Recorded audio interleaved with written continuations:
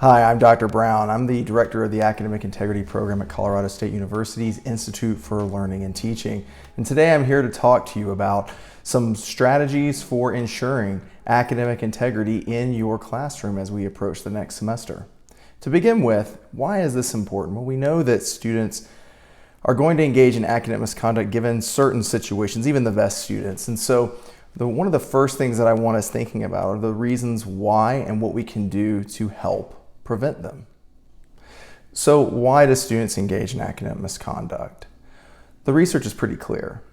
Generally speaking, students will engage in academic misconduct, even good students will engage in academic misconduct if they engage in poor time management, if they do not understand or grasp the content of the course material, if they feel as if the class is not relevant to them, their lives, or their course of study, and of course, if they think they won't be held accountable. And finally, stress inside and outside of the classroom can also contribute to a student's decision to engage in academic misconduct. Now, knowing these things, there's obviously some common sense preventative strategies that we can employ to encourage students to make better decisions even under difficult circumstances. So, what are some precautions that we can take to prevent academic misconduct and encourage academic integrity? It all begins with your conversations with your students about why academic integrity is important. Obviously, this information needs to appear in your course policies, but I also think there's a tremendous value in talking to your students, authentically from the heart about why academic integrity is important to you, why it's important to your course, and why it's important to not only your field, but potentially their field as well, their intended field of employment. When students see those connections, they are much less likely to engage in academic misconduct, and they begin thinking holistically about how this all fits into their lives. When it comes to course policies, what we suggest is a very clear statement on your syllabus, and of course there are some examples on the TILT website that specifically talk to students about what your expectations are, what academic integrity looks like in your class. It'll be different for different disciplines, of course. So for example, in a writing instruction course, composition class, academic integrity is going to look quite different than it might look in a statistics, computer science, or mathematics course. So if you help them understand what specifically the challenges might be in your course and how they can negotiate those right off the bat. If you tell them, this is what I expect, here's what honest work looks like in my class, that will go a long way to help preventing that behavior in your course. Of course, this is a great place for the Honor Code. So the CSU Student Honor Code is a visible reminder. It can be on a syllabus in your course policies. It can also be placed on assignments for credit. Some instructors have found that it's valuable to have students sign the honor pledge before completing a major assignment. The research is actually really clear on this point. When we engage students thinking about honor systems, but particularly ethical behavior, they are less likely to engage in academic misconduct, which is probably surprising to a lot of people. That you think that completing or signing your name to an honor statement before an exam, what can that really do? It turns out quite a lot. It's really the building block for something much larger as they complete that assignment. Okay, so now let's talk about classwork and homework. I think the important thing here is to be really clear about what honest work looks like in your class in terms of those assignments. So for example, if group work is not allowed, let them know, right? If you want them working individually on an assignment, be very specific, maybe even painfully specific about what your expectations are for those assignments. Also communicate to them, let them know if they're ever confused about what your expectations are for how they complete that work, that your door is open, that you're well ready to help them understand that. I think this is particularly important when it comes to online classes. Online classes present challenges for us, at least initially, about communicating those expectations on an assignment level. So think about how you might begin talking to your students about what work will look like now.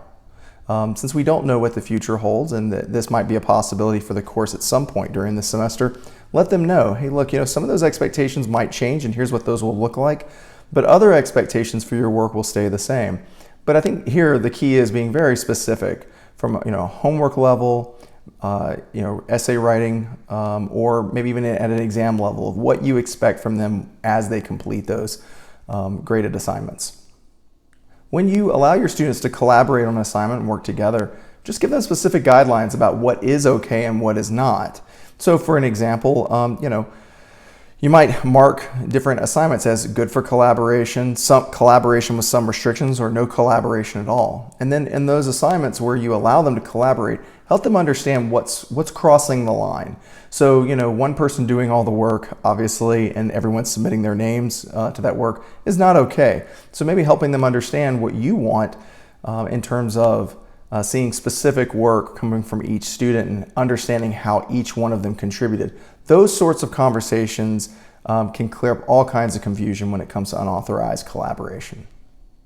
And when it comes to writing, paper mills are a challenge for sure, and also just using essays that students might get from friends can continue to be a challenge for our university. But I think that changing up assignment prompts, using assignment prompts that engage contemporary issues or current issues are also incredibly helpful in preventing the use of those, unauthorized papers, but also help them understand, it might be okay for you to look at a fellow student's paper to get a sense of how they approach the assignment. But of course, when you begin writing, it's time to do your own work.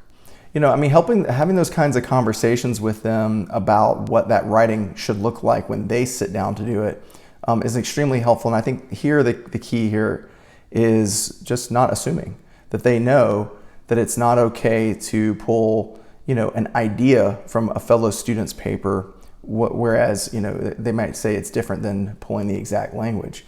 But we can really prevent the use of paper mills by specific essay prompts that change and maybe term specific, for example. And so I would invite you to vary your essay prompts as you begin constructing your syllabus for this semester. When it comes to exams, obviously, if you are planning on doing a open book, open note exam in an online environment, I think the key here is to help them understand that is it. Like, help them understand the limits of what they can look at. A lot of students, believe it or not, will see open book, open note exam and think open internet, open everything, open roommate, right? And we know that that's not okay. But surprisingly, a lot of students will think, well, the gates are open, I can use whatever I need to. So be specific, So on the exam instructions or in your conversations with them leading up to the exam, let them know, hey, you're limited to the lecture notes and the book. And even though I'm not there over your shoulder, you cannot use those other sources, and I will know. And okay, in most cases, you actually will know, because you'll know where a lot of this information comes from, especially when it starts to not sound right. It doesn't sound like something that you talked about in your course. For proctored exams, what I would suggest is talk with your departmental leadership about what is available. That's changing landscape every semester. And so what I would do is talk with your department leadership about what's available, and then maybe with your senior faculty or colleagues who have used them before about what works, what are some of the challenges of the different ones that we have available, and figuring out what might be best for your particular situation. They have different capabilities, frankly speaking, and so some of those proctoring exam sites may work for you and some may not. Some may be more of a challenge to get up and running, and some might just be perfect for your situation. So my suggestion would be to talk with those around you and really tap into their expertise. So the last item under preventative or precautionary measures that you can take to help encourage academic integrity and prevent academic misconduct, I think a really important piece is helping students understand the consequences. So you've already talked to them about your expectations. You've helped them understand what that behavior should look like on an assignment level and at the exams, in an exam situation. Now help them understand what the potential consequences are. walk them through. Well, at the very least, there will be a grading penalty for a student found responsible for academic misconduct. And more serious things can happen, such as, right? So, and help them understand what those consequences are. We have a list on the TILT website, so I invite you to take a look at that. But I think that when you help them understand that this is a very real thing, that consequences are real, that also helps students understand your expectations for the work.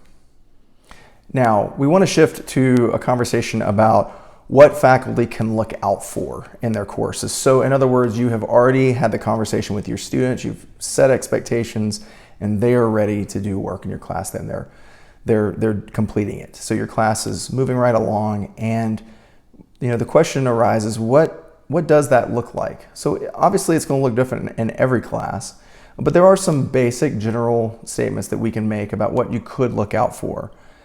In general, what I would suggest is looking for work that appears to be out of place, that looks odd, that might be from a previous term. In other words, they might be answering not exactly the prompt that you gave them, or these might not exactly be the problems that you gave them to complete, but close enough where it looks strange.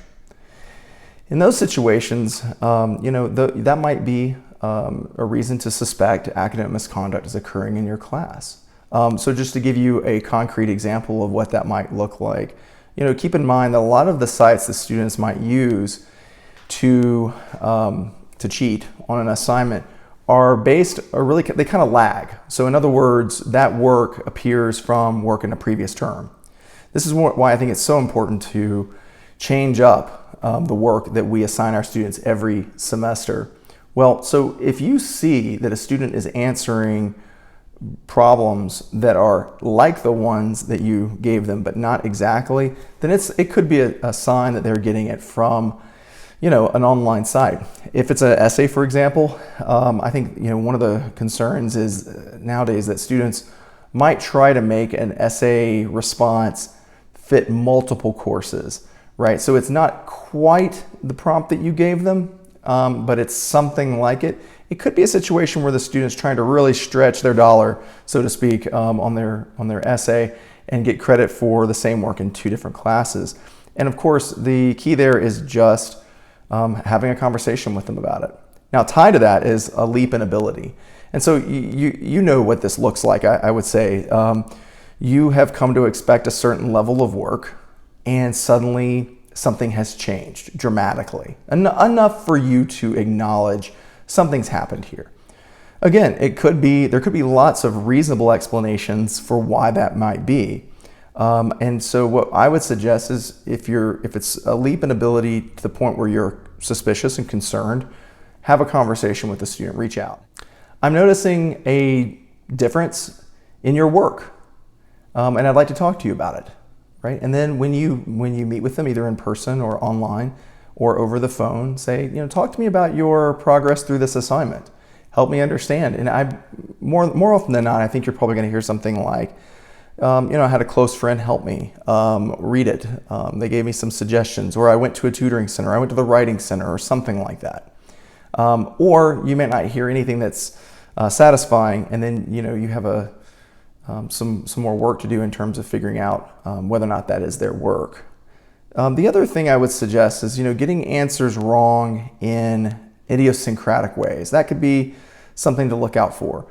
So in other words, it's not often that we would see students engage in cheating who got the right answers right the same way, although that's one of them, but they get the answers wrong in the same way. That might be a sign that some collaboration is going on behind the scenes, or that they might be using a document online that led them to that wrong answer that they got in that idiosyncratic way. So in other words, an answer that just seems odd, and then also is consistent with another student's answer. And I think at that point, it's time to ask those questions and have a conversation with them about their work.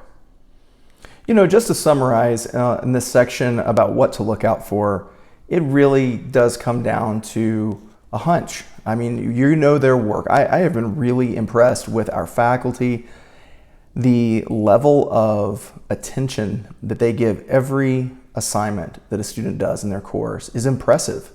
So you know what they're capable of doing. And there's a common sense test I think that you apply when something just doesn't look right and doesn't feel right. And it's okay that you have a conversation with your student and say, I'm concerned because there's been a significant change from this assignment to this assignment. And maybe at the end of the day you decide there's not enough evidence there to move on, or you hear a explanation that is satisfying. I think to listen to that feeling that you have as you read their work is really important, and I would encourage you to trust it. And the last area that I'd like to talk to you about today involves resources, how to find them. To begin with, one of the best resources I think we have available is our academic integrity tutorial. You can assign it to your students. It runs through Canvas. They just follow a link and it self-enrolls them in the course. And as they complete the course, they'll learn about academic integrity in general, but also what that might mean at our institution. We hope that it's engaging and informative and educational. Of course, when they complete it, it'll generate a certificate they can send to you so that you'll know that they completed it. Some instructors have found that it's useful to assign a small points value to it to encourage their students to complete it. We've had a lot of positive feedback about it, so we highly encourage it. There are also other tutorials available on the TILT website, including a plagiarism tutorial that many faculty find helpful. We can also help point you in the direction of other kind of more comprehensive plagiarism tutorials found at other universities that we use from time to time. In addition, I would suggest the Integrity Program website. We have multiple pages of information that are divided up between a faculty audience and a student audience. And so I would encourage you to come to the website and see what we have available. I think you might find some things that would be immediately applicable to your course. And of course, finally, I'd like to think of myself as a resource for you.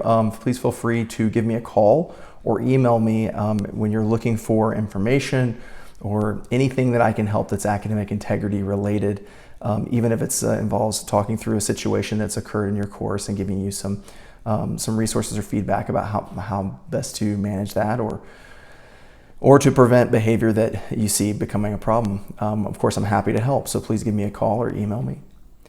Finally, I just want to say good luck. A new semester approaches. I know you're excited. Of course, I am too. We have a lot of great work we're doing for the students here, and I know they're excited to get back as well. I think it's just really important that as they learn this interesting, engaging content in your course, that we also use the opportunity to teach them the value of honest work. So thanks for your time today, and I look forward to working with you.